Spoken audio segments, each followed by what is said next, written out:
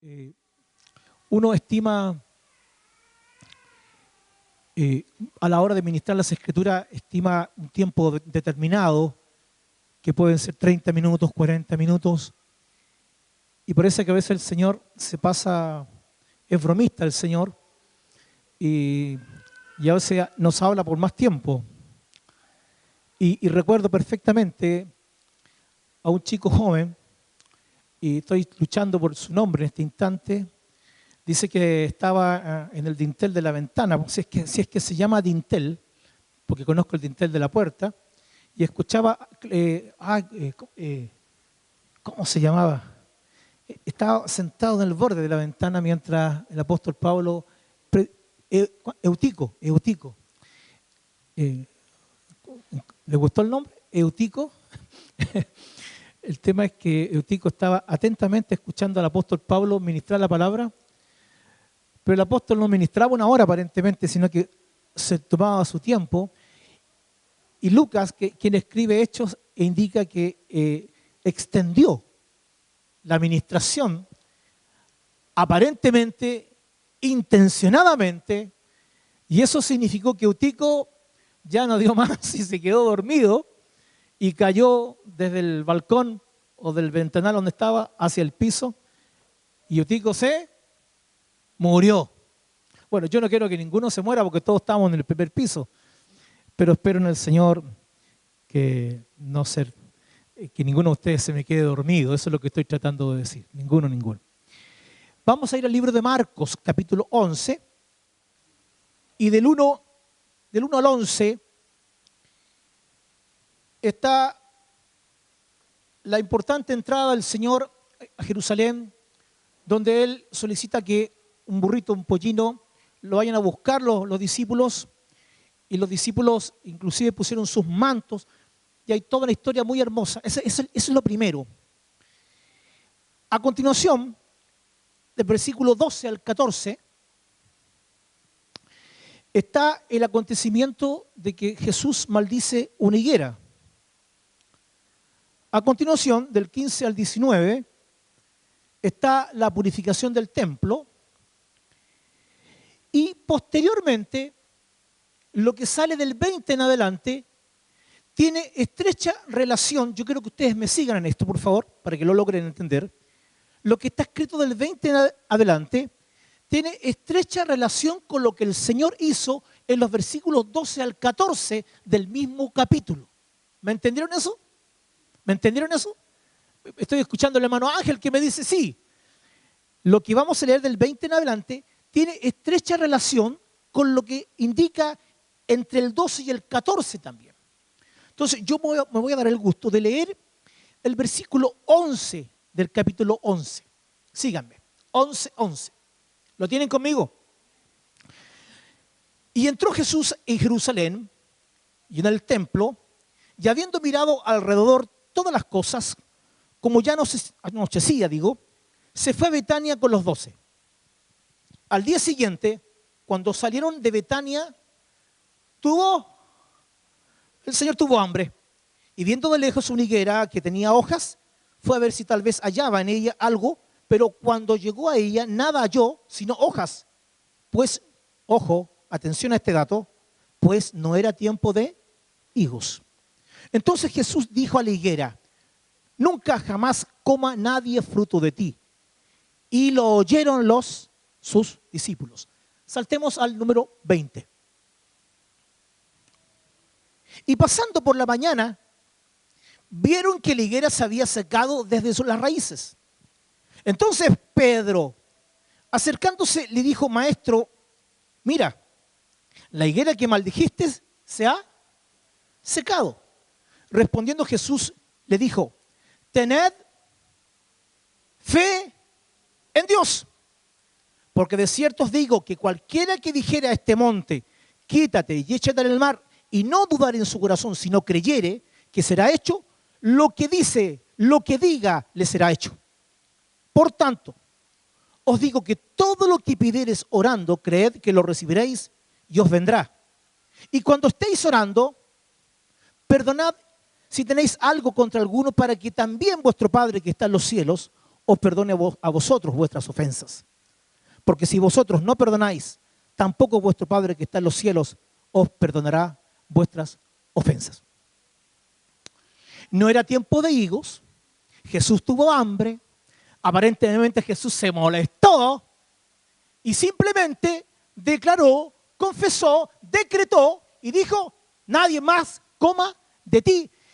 Y al parecer pasaron nuevamente por el lugar y Pedro como que tiene una reacción. Señor, mira lo que pasó. Lo que pasó es que se había cumplido sencillamente que la palabra o la declaración que Jesús hizo se había cumplido. Ese es el entorno de esta predicación. Ahora nos vamos para la casa. Hermanos, quiero tocar principios, porque la Escritura está llena de principios que facultan al creyente a tener o a ser creyentes y a tener facultad y tener autoridad espiritual. ¿Me escuchó eso? Quiero hablar de 4 principios que facultan al creyente a tener autoridad espiritual. En tiempos peligrosos como los de hoy, más que nunca necesitamos creyentes con poder del Señor. Pablo dice que hay muchos débiles y muchos duermen inclusive. Y una de las características de la iglesia de este tiempo es que con gran facilidad los creyentes caen y se desvían. Con gran facilidad los creyentes pecan y deshonran a sus padres. Porque algo está aconteciendo en la iglesia que lo que no acontecía, no sé, en tus tiempos cuando conociste al Señor, pero hay palabra de Dios para este tiempo para sostenernos y poder andar en la verdad. Necesitamos creyentes que puedan reconocer y reaccionar que el Dios que tenemos es un Dios de poder. ¡Aleluya! ¿Escuchaste, Maca? Es un Dios de poder. Permítame decir, me alegré mucho de verte, Santibáñez, tocando el bajo cuando entré. Amén. Paréntesis, lo cierro. Debemos reaccionar frente a un Dios de poder. Y este poder, en lo global, en lo más sintético que yo puedo expresar en las Escrituras, es que este poder se manifiesta sobre la creación, porque Dios hizo todas las cosas. 2, este poder es demostrado de la forma que el pueblo de Israel o los hebreos salen de Egipto. Este poder se ve manifiesto en la forma en que Jesús fue engendrado en María. Este poder se ve en los santos de este tiempo. Porque es imposible, hermanos, poder servir al Señor si su poder no está sobre nosotros. Ahora, este poder está sobre la iglesia. Y las Escrituras dicen que el Señor sometió todas las cosas bajo sus pies. Y lo dio por cabeza sobre todas las cosas a la iglesia. Hermanos, este poder no consiste en un ejército armado, con tanques y con bayonetas, ni con hombres con mucha fuerza, sino como dice Zacarías, no es con ejército, ni con fuerza, sino con mi espíritu, ha dicho Jehová de los ejércitos. El Señor quiere que vivamos una vida de poder y de autoridad en su nombre. No debiera nada intimidarte, digo, respecto de cualquier situación espiritual. Ni siquiera deberías complicarte cuando un creyente tiene poder en la palabra para resistir al diablo. Pero en este tiempo los creyentes tienen otra conducta y regularmente son débiles y flaquean. Y hemos escuchado estadísticas que la iglesia en Chile no crece. Me refiero a la iglesia cristiana evangélica, no crece, simplemente se traspasa. Y el censo dice algo y aparentemente eso es verdad. No crecemos como creyentes o como masa en términos de que muchas personas conozcan al Señor. Hay 4 principios en esto que yo he leído, que Jesús declara en este pasaje, que nos faculta para tener poder del Señor. El primero está en el 11:22. Acompáñenme. Que es tan sencillo. Respondiendo Jesús le dijo, ¿a quién? A Pedro y a los que estaban ahí. Tened fe. ¿En quién? En Dios. Había una canción que cantábamos que decía confiadamente, y dije, qué bien, algo de todo lo que cantaron tiene relación con lo que voy a predicar y otras cosas más. Toda la Escritura está dominada por la fe de hombres que le creyeron al Señor y pusieron su confianza en Dios y creyeron a Dios y a sus promesas. Uno de ellos, Abraham, Daniel, Jeremías, Job. Si algo espera Dios en este tiempo es que le creamos a Él. Que las palabras que Él dice son verdad y son espíritu y son vida. En la medida que un creyente tiene fe en Dios y le cree a Dios, tiene autoridad para hacer cosas que otros no pueden hacer. Les cuento.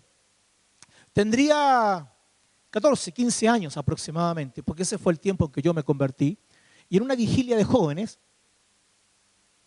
siempre en una vigilia, bueno, de ese tiempo, no sé las vigilias de ahora si pasa, pero cuando la gloria del Señor se manifestaba, ¿quién crees tú también que se manifestaba? Saqué risa. ¿Qué crees tú que además se podía manifestar? Demonios. Y a esa vigilia llegó un individuo simplemente a molestar. Y cuando fuimos a hablar con él y a orar por él, tuvimos tal grado de resistencia que ni siquiera entre 6 lo podíamos tomar. Y en un momento determinado, este individuo, por todo el movimiento que tenía movimientos como que fuese un animal agresivo. Y me imaginé un búfalo, alguien con estas cosas aquí arriba, con cuernos, con movimientos realmente que nos podía dañar con los movimientos que hacía. Bueno, no estoy diciendo esto necesariamente, digo, estoy diciendo esto porque es lo que me aconteció a mí. Ninguno de los que estaba ahí conmigo, después de haberlo sostenido, porque pensaron que era una persona que venía ebria, después que se dieron cuenta que estaba endemoniado, ninguno de mis amigos, hermanos, querían tocarlo, porque se intimidaron, les dio miedo.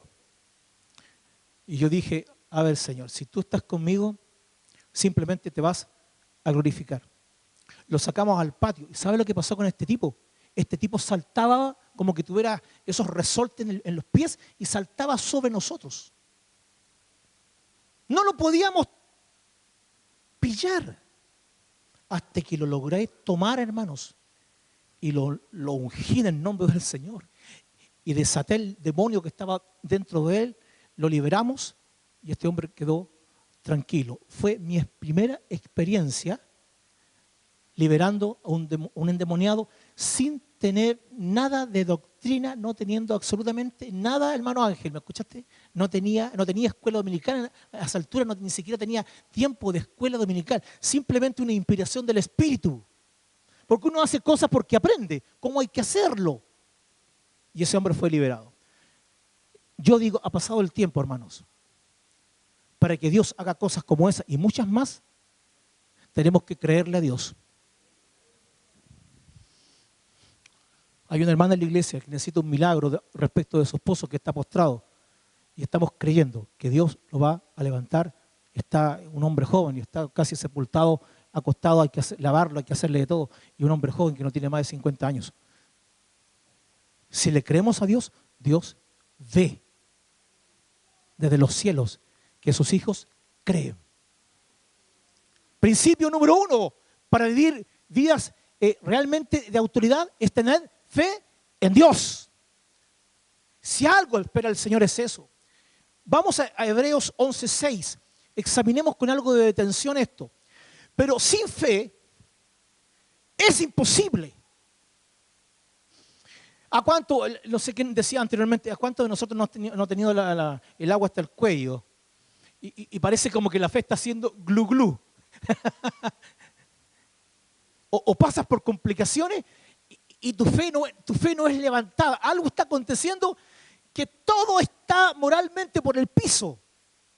Pero la palabra dice, pero sin fe es imposible ¿a quién? Agradar al Señor. Porque es necesario que el que se acerca a Dios crea que le hay. Amado, yo entiendo, y esto está implícito, que a la hora de que hemos decidido venir hoy día y reunirnos en el santo nombre del Señor, es porque creemos que Dios va a operar y algo va a hacer en medio de nosotros, algo hoy día. Dios nos va a hablar, Dios nos va a tocar, Dios nos va a inspirar, nos va a exhortar, Dios nos va a reprender, Dios nos va a sanar, Dios nos va a restaurar. Algo Dios va a hacer de tal manera que nuestra fe implica, como Él está, que Dios va a hacer algo. Yo espero que eso sea así, que Dios haga algo. Porque ¿qué dice? Porque Él es galardonador de los que le buscan. Lucas 18:8, versículo muy emblemático. Cuando venga el Hijo del Hombre, ¿hallará fe en la tierra? Y no quiero pensar que está hablando del mundo, sino que está hablando de la iglesia. ¿Cuántos se han desviado, hermano? ¿Cuántos han dejado nuestras filas? Porque su fe se ha disminuido. Su fe se ha convertido en menos que una pepita. Aunque la Escritura dice que aunque tuvierais fe como un grano de mostaza. Efesios 2:8 deja muy en claro algo acerca de la fe, y cuando esto lo podemos entender con algún grado de claridad, nos va a ayudar. Dice, porque por gracia sois salvos, ¿por medio de qué? Por medio de la fe. Y cuando dice, dice, y esto, refiriéndose a la fe, y esto no de vosotros, pues es don de Dios. La facultad que el Señor nos ha dado en términos intrínsecos es que todos podemos creer. Pero está errado cuando la gente dice, la gente común y corriente, yo tengo fe. ¿Han escuchado esa expresión? Nadie de nosotros tiene fe por sí mismo. Si no ha sido revelada, si no ha sido dada, porque la Escritura dice que esta fe es un don. Entonces, todo lo que tenemos, todo lo que hemos recibido es de Él. Entonces, lo que necesitamos para ser creyentes poderosos en Dios es tener fe en Dios. Primera de Tesalonicenses 1:3. Segunda, digo, por cuanto dice, vuestra fe va creciendo, dice el apóstol respecto de los de Tesalónica, va creciendo, va aumentando, se va desarrollando. Romanos 17, versículo conocidísimo. Así que la fe, ¿qué es lo que es? Así que la fe es por el oír. Hermano, en este momento, ¿sabes lo que está provocando la palabra a la hora que tú la escuchas? Te está provocando fe. Amén. La palabra algo está activando dentro de ti que provoca que tú seas un buen creyente. Y es oír por la palabra de Dios. Hechos capítulo 16, versículo 13 al 15. Lo puedes poner en pantalla, ese yo no lo escribí. Hechos capítulo 16, versículo 13 al 15. Aquí hay un relato significativo, porque Pablo, parece que es Tesalónica, este lugar donde llega, o Filipo, no me acuerdo si es Tesalónica o Filipo, no me acuerdo. Y resulta que Pablo llegó a un lugar, a un río determinado, y dice que era la hora de la oración, y había unas mujeres escuchando. Miren lo que dice el relato. Y un día de reposo salimos fuera de las puertas junto al río Jordán, al río donde solía hacerse la oración, dice. Sentándonos hablamos a las mujeres que se habían reunido, que faltan, no leo bien porque faltan, la pantalla está corrida. Entonces una mujer llamada, ¿cómo se llamaba esta mujer? ¿Cómo se llamaba? A eso, quiero saber si están atentos. Lidia, vendedora de púrpura de la ciudad de Tiatira, que adoraba a Dios, estaba oyendo. ¿Qué es lo que estaba haciendo? ¿Y qué es lo que decía Romanos 17? Es por la fe, no, es por el oír la palabra de Dios. Dice que estaba oyendo y el Señor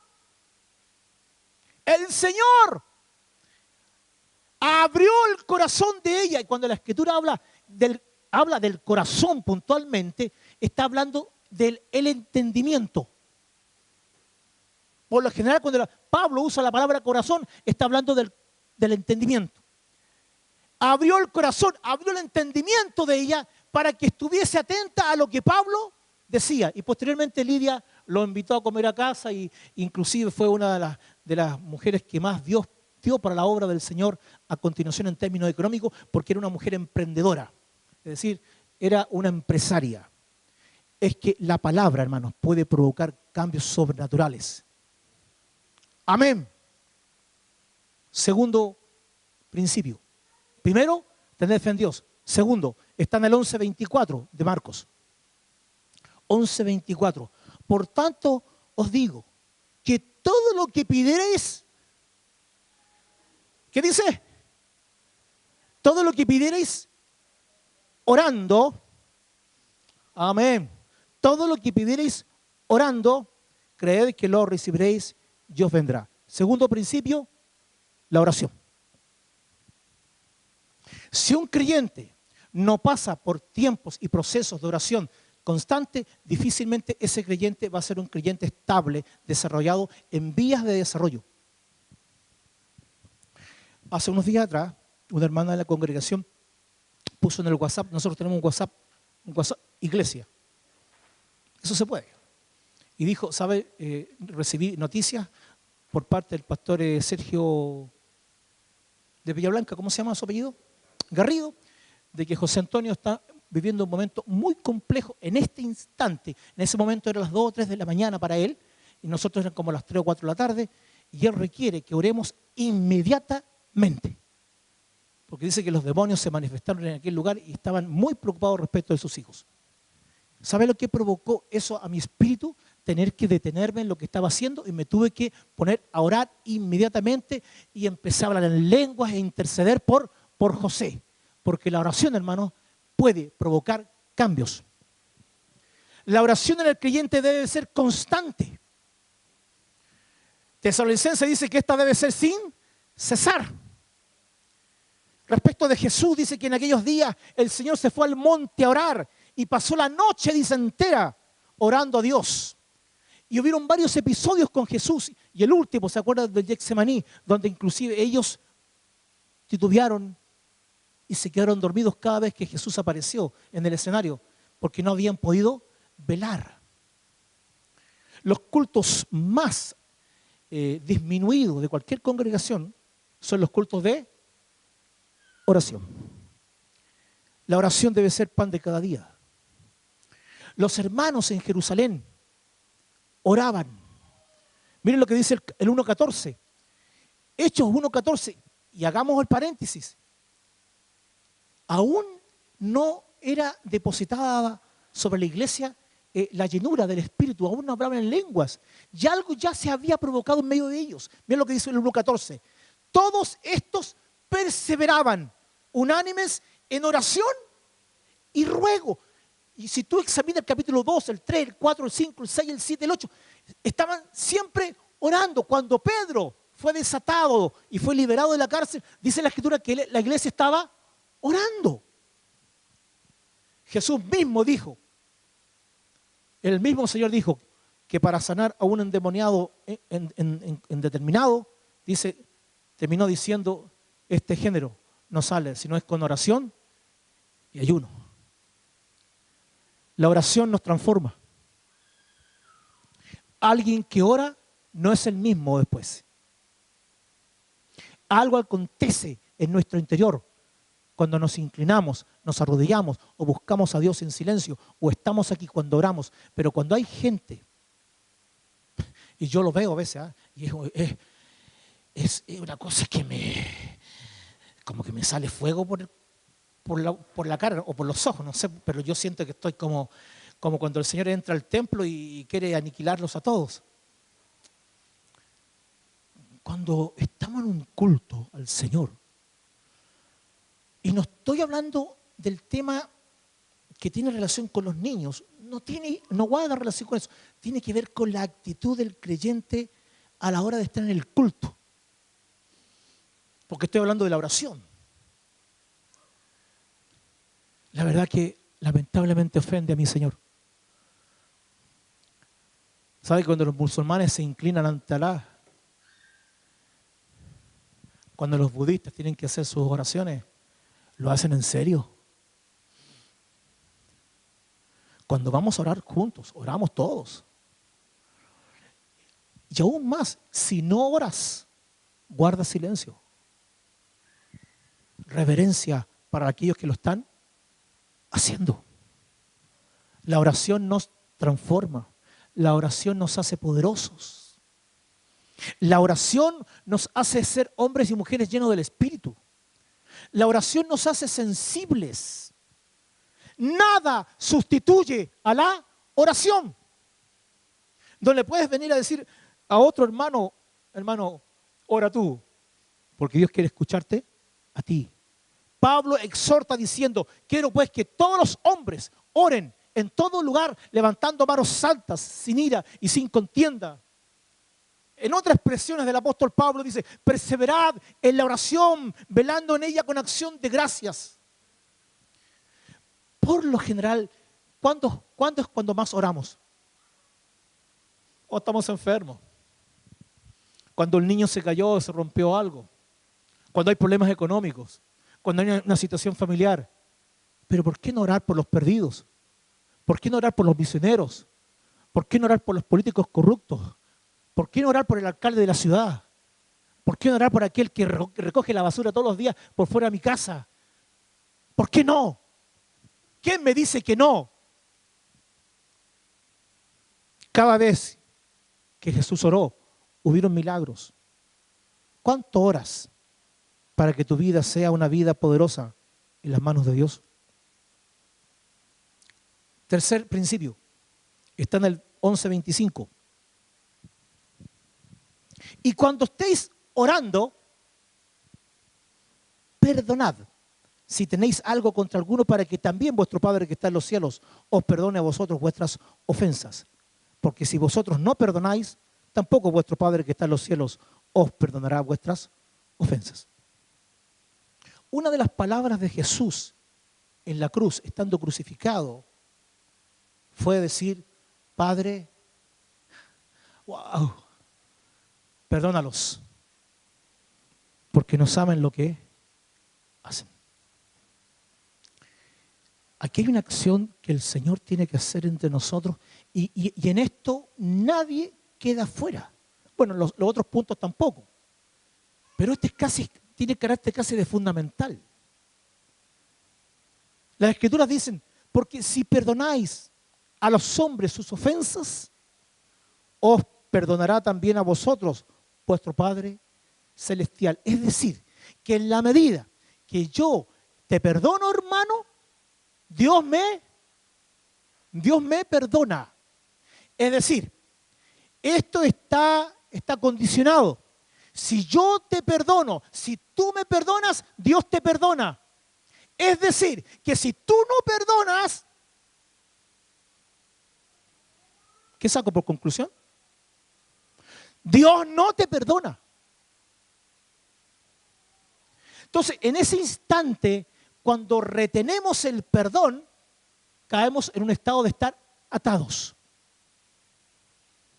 Efesios 4:32 dice, antes sed benignos,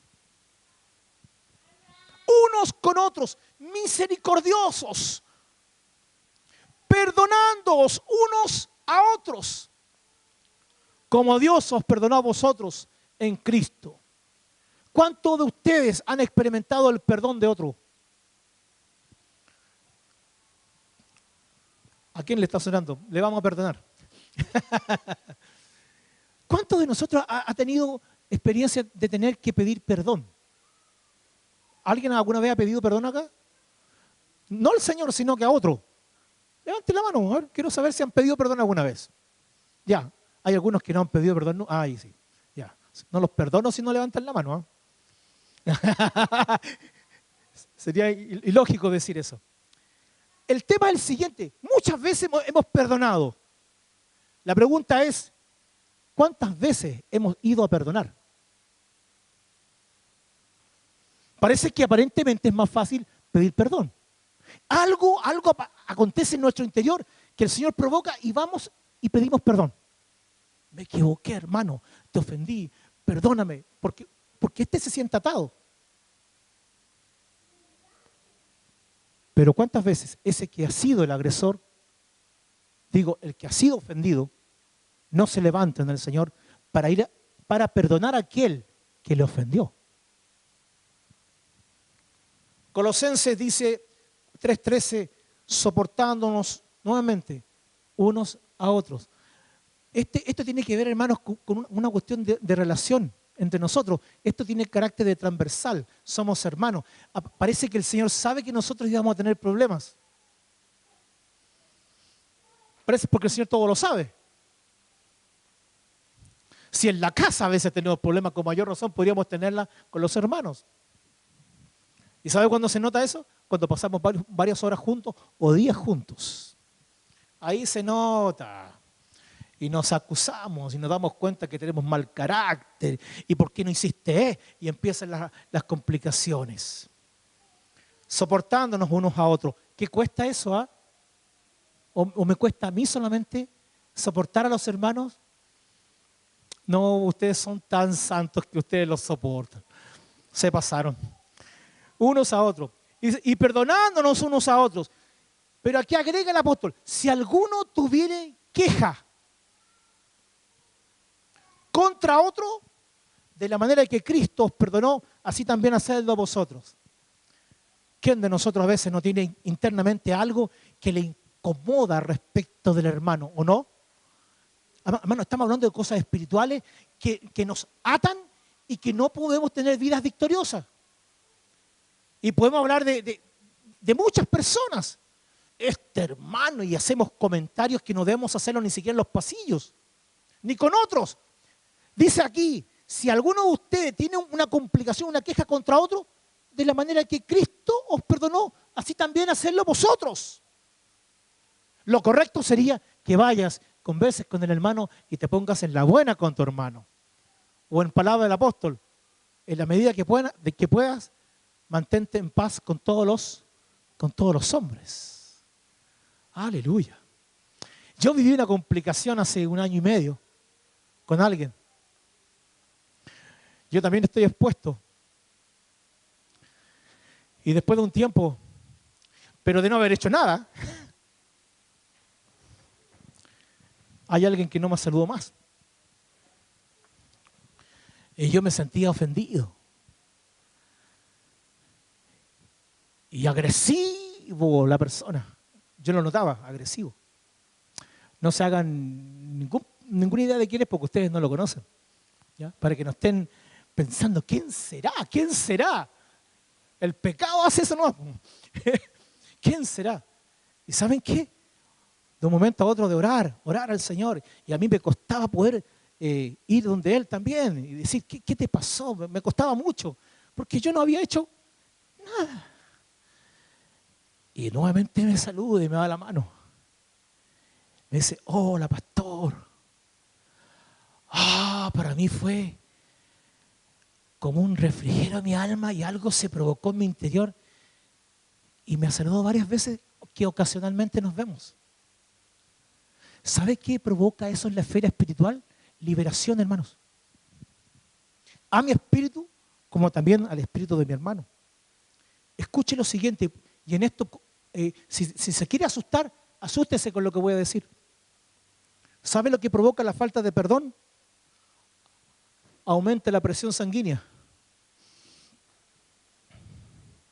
¿Cuánto tiene la presión alta acá? ¿Quién se ha hecho la pesquisa? Muchas veces es por retener y no perdonar. Aquellos que no perdonan pueden tener problemas y se le bajan sus defensas en su organismo y simplemente se enferman y se enferman de la nada. Con la falta de perdón se fomenta la depresión porque anda complicado acá en la conciencia. Es causa de mucho estrés. Y aún más, dicen los científicos, y algunos, viene el problema de sobrepeso. El no perdonar. Cada vez, hermanos, que reprimimos los sentimientos de culpa que puede haber en nosotros, provoca en nosotros una pérdida de energía. ¿Han visto, hermanos, que ustedes los saludan y es como que andan así?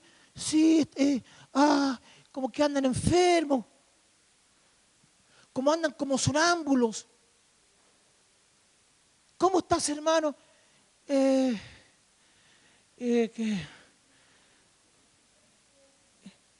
como que dan ganas. Usted no lo voy a decir porque está siendo grabado. Tan inertes, tan ambiguos, tan poco concretos. Es mejor que ese hermano que está así diga, estoy mal y necesito al Señor. Sentimientos de culpa. ¿Y sabe lo que provoca? Pérdida de energía, fuerza y ánimo. Tantas otras cosas más. En cambio, el perdón nos libera, hermano, de dolores que no necesitamos sufrirlos. Los resultados de perdonar es que somos limpiados.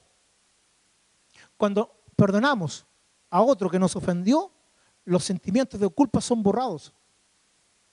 Cuando mantenemos en nuestro corazón cosas contra el hermano, tenemos sentimientos de culpa. Y el Señor se encarga de borrarlos cuando perdonamos. Cuando perdonamos, nuestra conciencia es liberada. Todos los pensamientos y todos los recuerdos del pasado son limpiados, son sanados por el Espíritu del Señor. 1 Juan dice, pero si andamos en luz como Él está en luz, tenemos comunión los unos con los otros. Y la sangre de Jesucristo nos limpia ¿de qué? De todo pecado. El que perdona, ¿sabe? Y puede hacerlo, abre el camino para la restauración.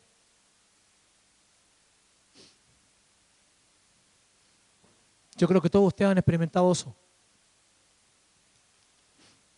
El último. Dije, tener fe en Dios, orar y perdonar. El último. Palabra de confesión.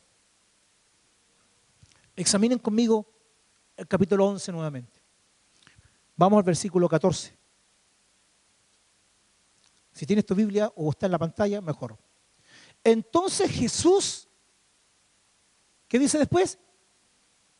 Dijo. Si Él dijo es porque lo declaró, salió de sus labios. Jesús dijo, ¿a qué? A la higuera. ¿Y qué fue lo que dijo? Nunca jamás coma nadie de ti fruto de ti. Jesús algo confesó y se cumplió. Versículo 21. Entonces Pedro, acercándose, ¿qué pasó? Le dijo, Maestro, mira, la higuera que maldijiste se ha secado. Pero cuando Pedro se da cuenta, tiene que usar palabras y le dice, tiene que confesar cosas. Versículo 22. Respondiendo Jesús, ¿qué dijo? Hermanos, hay episodios en las Escrituras que tienen relación con confesar y quiero leerlos lo más rápido posible. Vamos a Lucas capítulo 7. Si el Señor te está bendiciendo por la palabra, quiero que me levantes tu mano. Ya. Entonces, ya sé a quienes no le está bendiciendo. Lucas capítulo 7. Jesús resucita a varios aquí. Lucas capítulo 7. ¿Lo encontraron? Jesús sana al siervo del centurión. Dice, después que hubo terminado todas sus palabras al pueblo que les oía, entró en Capernaum y el siervo de un centurión, a quien éste quería mucho, estaba enfermo y a punto de morir. Cuando el centurión oyó hablar de Jesús, le envió unos ancianos de los judíos, rogándole que viniese y sanase a su siervo. Y ellos vinieron a Jesús y le rogaron con solicitud, diciéndole, es digno de que le concedas esto, porque ama a nuestra nación y nos edificó una sinagoga. Qué argumento, ¿eh? Y Jesús fue con ellos. Pero cuando ya no estaban lejos de la casa, el centurión envió a él unos amigos diciéndole, Señor, no te molestes, pues no soy digno de que entres bajo mi techo, por lo que ni aún me tuve por digno de venir a ti. Pero di, aquí está la clave de este pasaje, pero di la palabra y mi siervo será sano. Hermanos, cuando volvieron al lugar, este siervo estaba sano, porque hay poder en la palabra a la hora de ser confesada. Lucas 7:11. Y aconteció después que él iba a la ciudad que se llama Naín, e iban con él muchos de sus discípulos y una gran multitud. Cuando llegó cerca de la puerta de la ciudad, he aquí que llevaban a enterrar a un difunto, hijo único de su madre, la cual era viuda, y había con ella mucha gente de la ciudad. Y cuando el Señor la vio, se compadeció de ella y le dijo, no llores. Y acercándose tocó el féretro, y los que lo llevaban se detuvieron y dijo, joven, a ti te digo, estaba muerto. Estaba muerto. Entonces se incorporó el que había muerto y comenzó a hablar y lo dio a su madre, y todos tuvieron miedo y glorificaban a Dios diciendo, un gran profeta se ha levantado entre nosotros. Y se extendió la fama de él por toda Judea y por toda la región de alrededor. Algo acontece, hermanos, cuando confesamos el nombre del Señor. El otro episodio, para ir concluyendo, es cuando Jesús está enfrente de la tumba de Lázaro. Y Jesús dice, Padre, yo sé que siempre me escuchas. Y él dijo, Lázaro, ven fuera. Aleluya. Para que seas un creyente con autoridad espiritual, debes ser un hombre que te desarrolles en la fe. Debes ser un hombre que seas capaz de orar.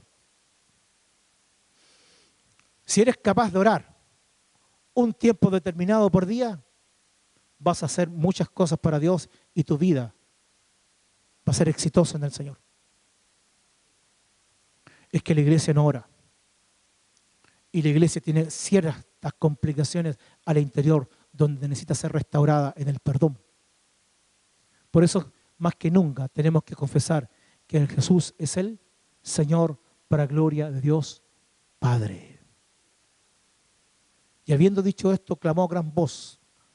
Me gusta esto. Lázaro, ven fuera. Y el que había estado muerto salió atado a las manos y los pies con vendas y el rostro envuelto en un sudario. Y Jesús les dijo, desatadle, dejadle ir. Y muchas otras ocasiones Jesús tuvo una palabra de confesión y los muertos resucitaban, las lepras se iban, los ciegos veían, los cojos andaban. Y no solamente Jesús, sino también los discípulos. Necesitamos tener una palabra poderosa en nuestros labios para declarar donde no hay paz, establecer la paz. Donde hay complicaciones en la casa, en la familia, establezcamos el reino de Dios. Necesitamos creyentes con poder. Perdonar, orar, confesar y tener fe en Dios. Son 4 cosas de carácter básico, pero que no las vivimos en la plenitud que Dios quiere. Oremos al Señor y le pido a los hermanos músicos que vengan inmediatamente, por favor.